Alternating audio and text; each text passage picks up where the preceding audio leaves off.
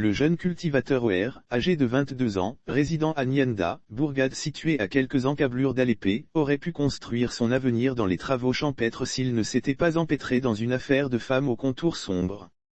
4 jours après avoir kidnappé Mademoiselle Essa, 13 ans, il a été interpellé chez son oncle à Bekafla, un campement de Daloa.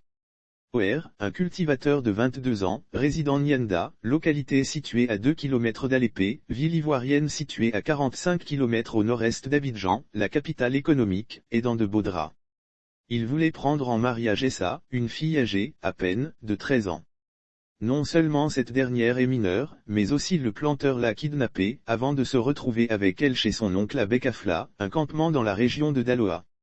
Il jette son dévolu sur Essa, une mineure selon Soir Info qui livre cette information. À Nyanda, Oher est connu comme cultivateur. S'il mise sur les travaux champêtres pour se construire un avenir meilleur, il a aussi envie de réchauffer ses nuits avec une femme à ses côtés. Le hic, il jette son dévolu sur Essa, une mineure âgée de 13 ans. Comment faire pour l'avoir auprès de lui sans faire face à l'opposition des parents de la jeune fille? Telle est la question qui le hante quotidiennement. Il se met à réfléchir, mais vu l'âge de la fillette, il sait qu'il n'aura pas gain de cause si jamais il abordait le sujet avec les parents de Essa. Il croit finalement trouver la solution, le lundi 14 mars 2022, en kidnappant la fillette.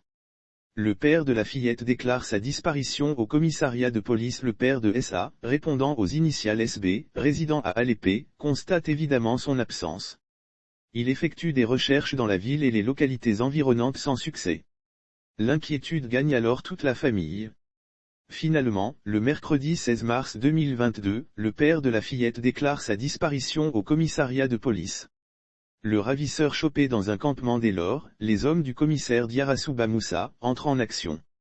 Les fins limiers de la police mènent des investigations et exploitent la moindre information concernant la fillette. En fin de compte, leur stratégie donne ses fruits le vendredi 18 mars 2022, où le ravisseur est chopé chez son oncle, dans le campement de Bekafla.